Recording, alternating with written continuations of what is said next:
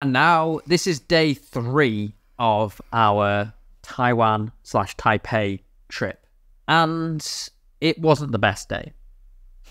It did not make us happy. Normally, we love Taiwan. Like love so much. The food, the people, the scenery, all of it. Everything. So, for starters, you will notice in this video that there is probably a lot less footage than in the previous videos. And the reason for that is my SD card. Catastrophic failure. Halfway through the day. So everything we did in the morning to like mid-afternoon, completely gone.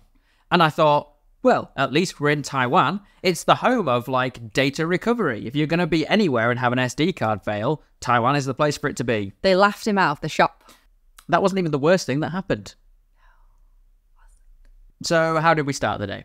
With coffee. Same way we always start the day. The idea for the day was we were going to go on the MRT down to Taipei Zoo. We weren't going to go to the zoo. We were going to get straight on the gondola up to Maokong, or we were going to go around the tea plantations. We were going to visit. I'd read about there was a temple like built behind a waterfall. I thought that sounded really cool. So we were going to go and have a walk. If you haven't seen the previous videos, we had already done a lot of walking. Your knees broken. Yeah, were not great. It did not go as intended. We got onto a gondola pretty quickly because we got there quite early as well, didn't we? And we do have some footage that I took from your camera, but you mainly take photos, I mainly take videos, so there's no video. There's a tiny bit. And the views were amazing. Yeah, and it's such a different view of the city, and getting to look back as you're going up the side of a mountain, looking down over the city is really incredible. Yeah. And I was really excited because I love being out in the countryside in Taiwan. I love being out, and it's a tropical island, and I enjoy that aspect of it. It's so different to what we have in the UK. No. And I love going out walking. And I don't mind the walking. I forgot it was a tropical island, which I know sounds really stupid. Because when you're it's easy to forget in Taipei, the city, you feel, even though you're really close to nature, I kind of forget that it is a tropical island, even with the weather and everything. The spiders. Yeah, you could make spiders. Just the general insect life is not my jam at all. We were walking through the forest. I mean, obviously there's a proper path and everything. It wasn't like we were jungle explorers or anything. But no, I know I'm making it sound ridiculous. But you go on a walk here, the worst you're going to do is get muddy. Everything runs away from you in the UK because you're big and loud. Well, the thing was, we'd walked past that giant spider and I hadn't even noticed it. I hadn't noticed that there was a massive yellow and black spider. It was huge, right? Spiders in this country, you're lucky if they're like bigger than that. Like, yeah. And even then, that's normally just leg. It's not body. They're normally like really like, they look a bit useless. It's that thing though, isn't it? On a morning in Taipei, if you're one of the first people out on a walk, you need to be especially careful and make sure you're looking out. There's no webs across the path or anything. So it wasn't. We didn't walk through a web. We walked past one, and I hadn't noticed. You had noticed. And then as soon as I saw it, I thought, oh no, I've got to be really careful. So now I spent the next, couple of K like doing this, like looking around.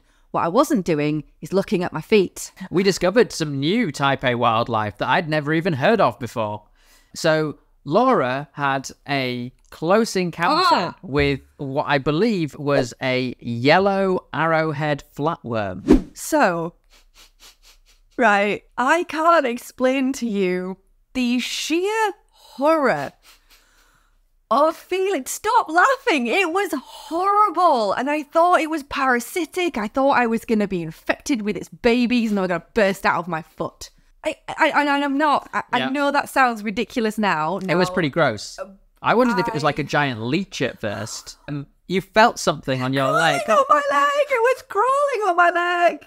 And it was wet and sticky. And I thought, oh, it's just a vine, because there were vines.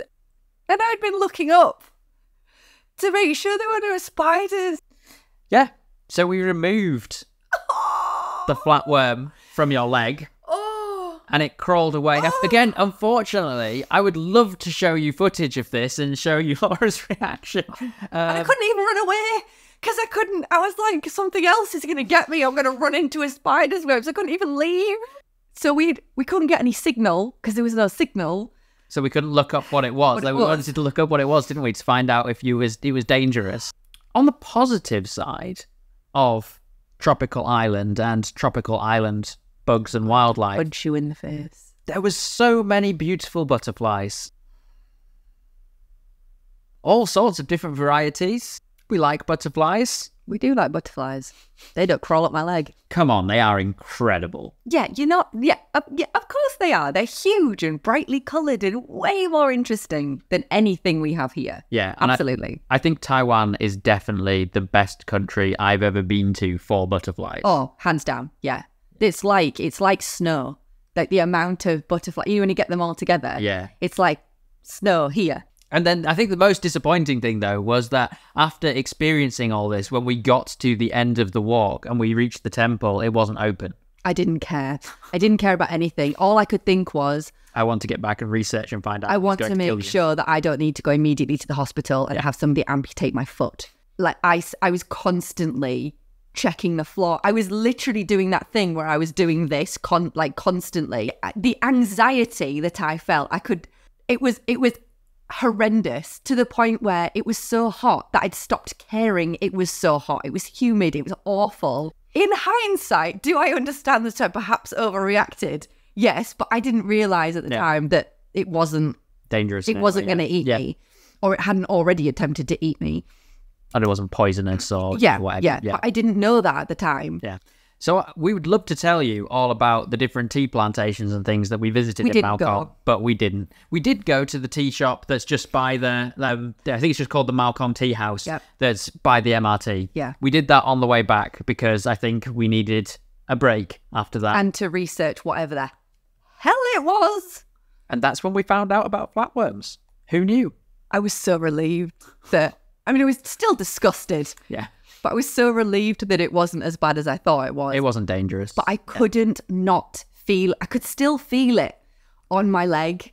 I've never felt anxiety like that before. I know it's ridiculous, I know, but it ruined the day, it ruined the experience for me. And I just needed to leave. I needed to not be near nature for a while because I needed comfort. Yeah. I needed a hug. And our favourite Taiwan comfort food is Ba Fan Yunji, the dumpling shop. So we went for dumplings because I needed something that would equate to a food hug. And that's what I went for. And as we were sat in there, I filmed the dumplings and the camera, the SD card. It said, I can't remember, it said something about the SD card on the screen, like, can I read SD card?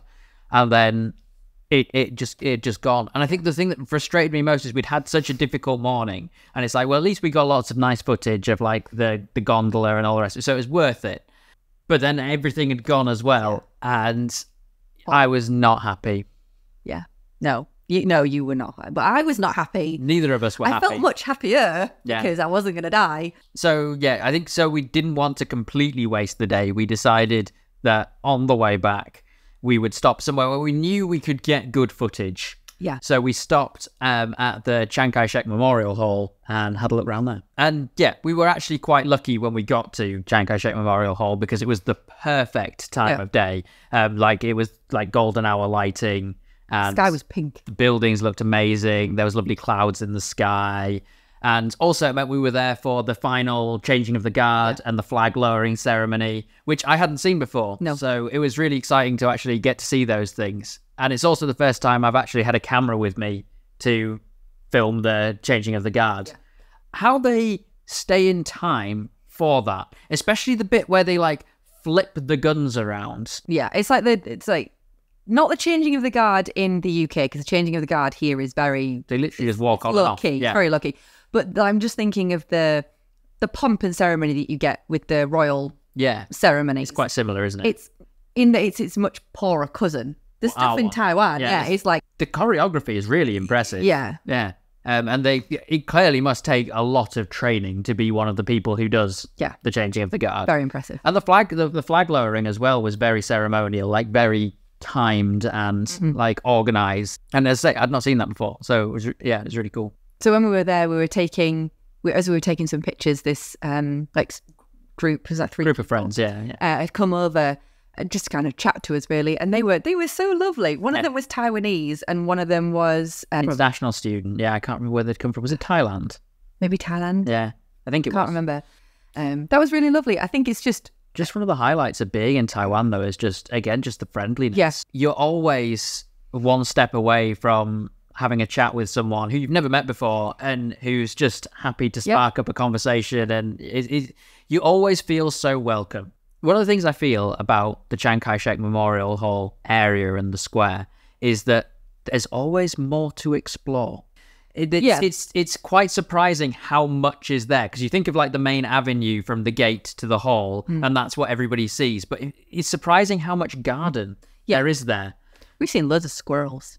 There is lots of squirrels, lots of fish, lots of little herons. Little herons. Yeah, that's their name, called isn't it? Little herons. Little heron. Yeah, so it's a nice area to explore, and we were there because we were there at sunset, and then we were there until it kind of got dark, so we got to see the lights coming on and all the rest of it. But I think what was nice was around the back where the gardens are, we saw like people practicing instruments. Yeah. And I think it's really nice that it's a used space by the public. Yeah. Then we got hungry. So we'd heard that there was a xiaolongbao place that rivaled Din Tai Fung. And we thought, we need to try both of them on the trip, and then we can confirm or deny whether it was as good or better than Din Tai Fung. It was called Hangzhou Xiaolongbao, and it was good. It was really good. It was really good. It was really good. We had some really nice like water spinach. Yes, there. That was good. And we had the xiaolongbao. We also had some mushroom xiaolongbao. Oh yeah, no, it tasted like mushroom tortellini. It was delicious. I really, really liked that. So with that worst day out of the way, things perked up again after this. And in the next video, we'll be talking about our trip around everywhere that we went. What did we do? It was walking. Like we did like the Xinyi district. So we started out with Elephant Mountain and then explored all of the like Taipei 101 area. We got to the point where I couldn't walk up and down stairs. So Elephant Mountain was fun.